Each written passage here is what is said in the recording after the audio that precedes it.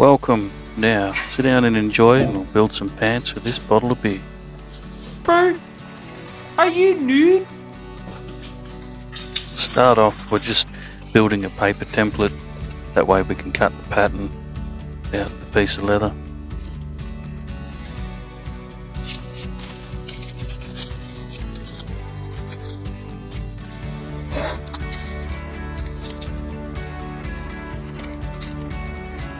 By using the paper template, I get exact dimensions of the size of the beer bottle, but because leather is thicker than the paper, I've got to allow for the thickness of the leather and add that to the length. I started off with just only one thickness of leather and hoping that I could make it tight enough for a nice snug fit, and maybe I could stretch it in a wet form. But that led to other issues, you'll see.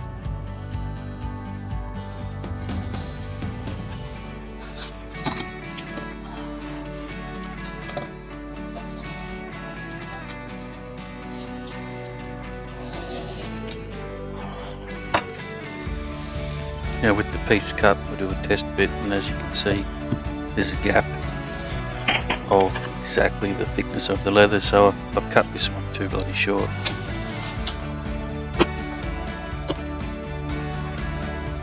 So it's out with a new piece of leather, and I won't make that same mistake again. I'll make sure I'll allow for two thicknesses of the leather.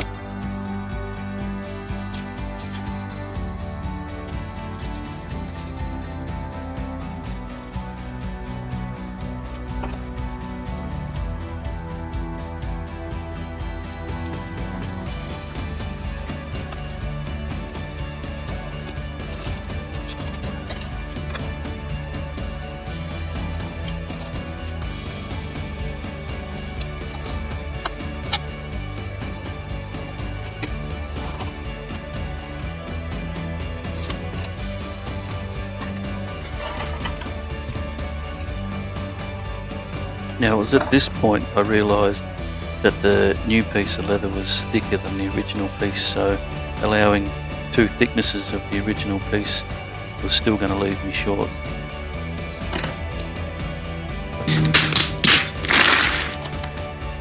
So anyway, hopefully this third piece will fit.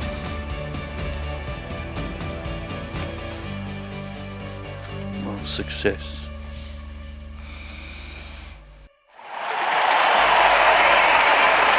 Now, I've got to cut a base for the bottom. I've just used the length of the circumference, googled a radius calculator, and just worked out the radius. Just set up that radius on a set of dividers and put a faint scribe on the leather. It's hard to see there, but it's leaving an impression. Now, I'm marking out for a hole in the centre. I want the hole to be a little bit bigger than my thumb to help push the bottle out. Once it's all marked up, I just use a skiving knife to cut the outside roughly to shape.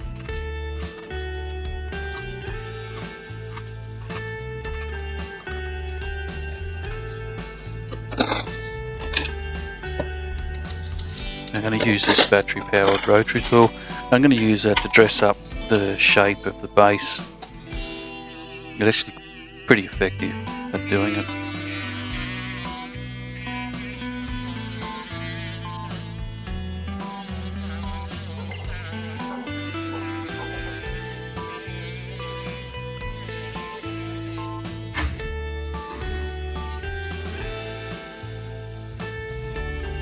Now I've just used a swivel knife to cut out the centre hole.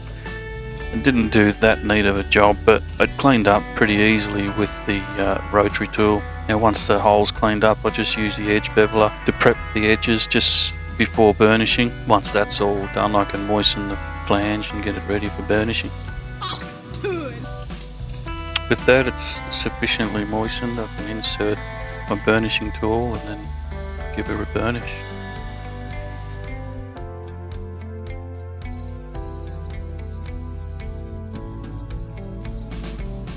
With the inside of the hole all polished out, I can turn my attention to the holder itself and edge bevel and burnish the top and bottom edges.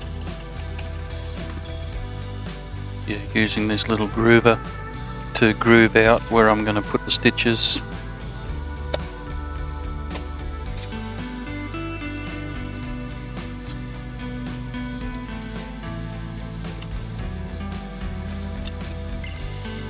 Once it's all grooved, I just use the star wheel. It just marks little indentations on where the holes need to be. Keeps them nice and evenly spaced.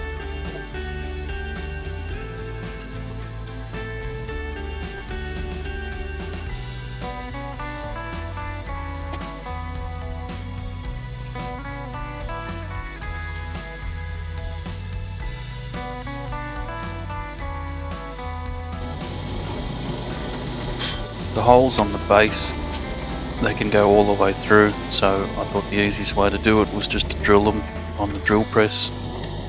It gives me a nice neat hole.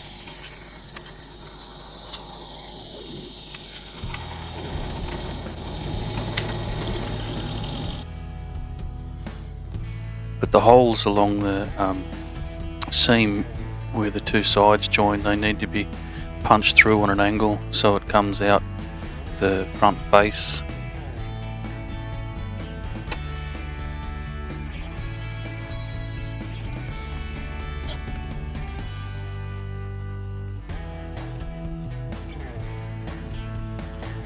The base gets its holes the same way, they punch through the sides.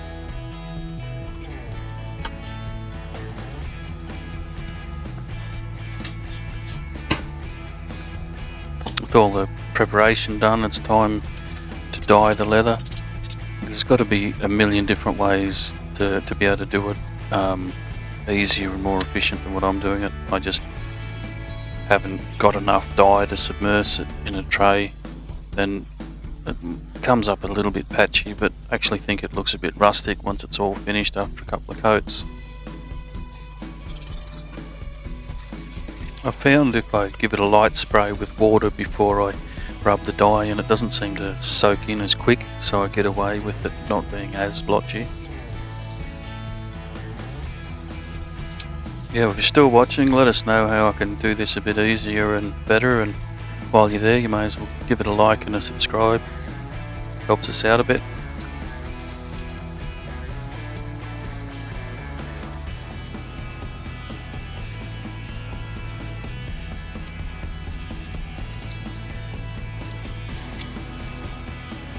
I'm using this gum to burnish the top edge, try to get a nice smooth glossy seal on the leather.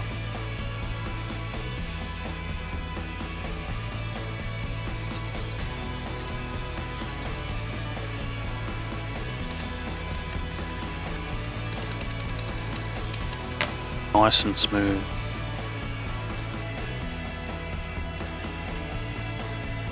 So far as the seam is going to be sewn, I'm not exactly sure what the style of stitch is. I'm going to use like sort of a saddle stitch with 2 needles, and I'll just prep the thread, use 7 times the length of the seam plus a bit extra, and then just keep stitching.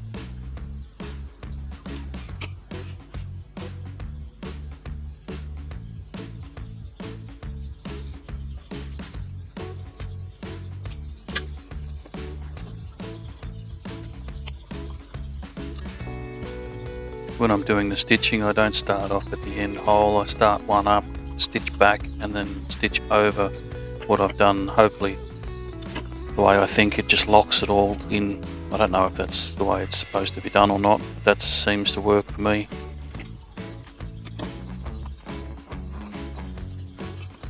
I find you do have to be careful when you put the second needle in that you don't actually pierce the thread from the first needle.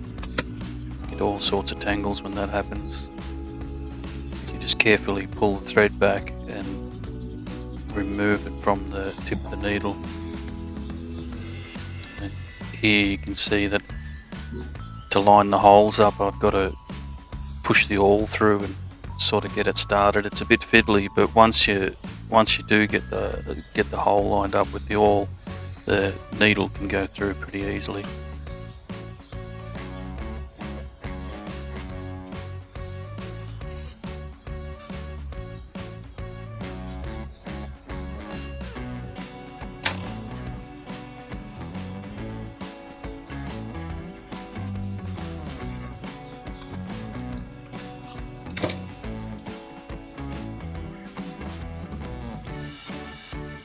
See here, this is what I meant about catching the thread.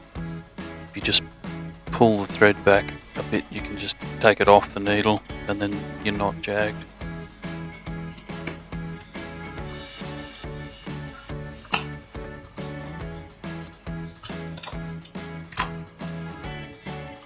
Once the thread's pulled through, I pull the loops closer, then put the ends of the thread through the loops, and it's just an attempt to make it like a half knot, maybe like when you first start tying your shoelace. I figure that it's all half knots on the inside of the thread. Once you've done that, you just pull it firm but not too tight, because you're only going through half the thickness of the leather. You'll end up ripping the leather and pulling your stitch all the way through. So it's just rinse and repeat with the rest of the stitches until you've done them all.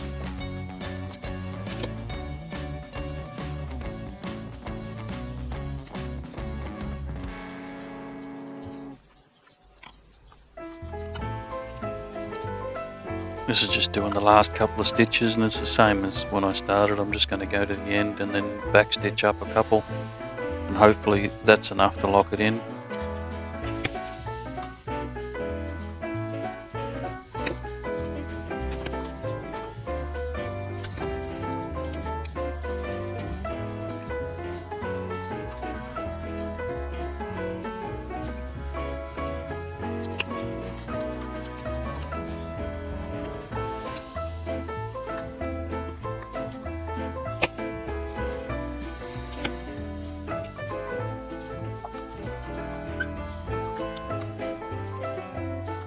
Once it's done that, just snip the thread and melt the excess with the lighter.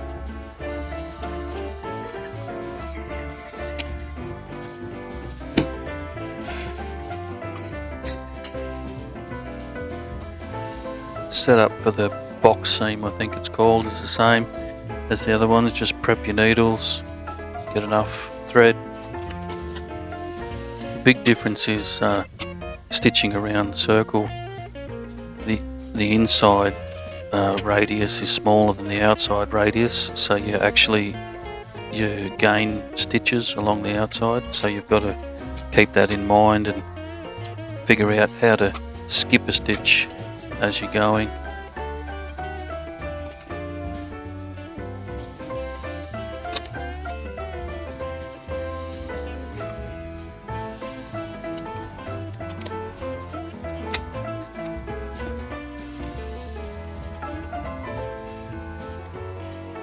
So you just got to be really careful when you're putting tension on your stitches that you don't over tighten it, because you'll end up ripping the stitch right through the base.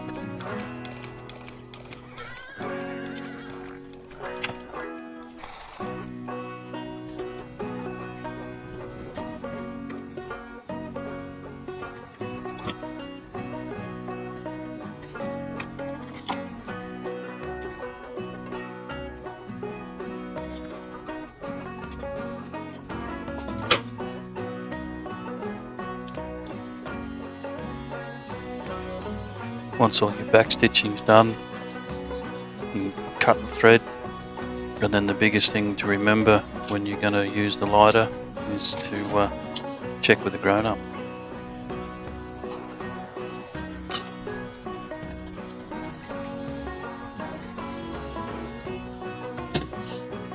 Here's a bit of a look at the stitches. It's not perfect, but it comes up pretty good, I think.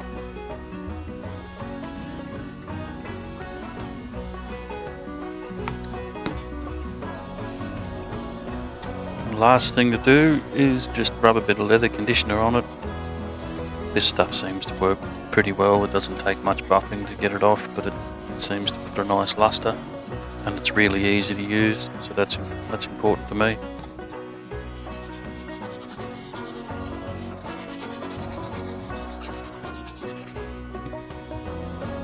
Well, thanks for watching so far. And please consider subscribing. If you like the content, give it a thumbs up and a like. And if you think of any other ways I could have improved what I'm doing, just chuck it in the comments. Thanks.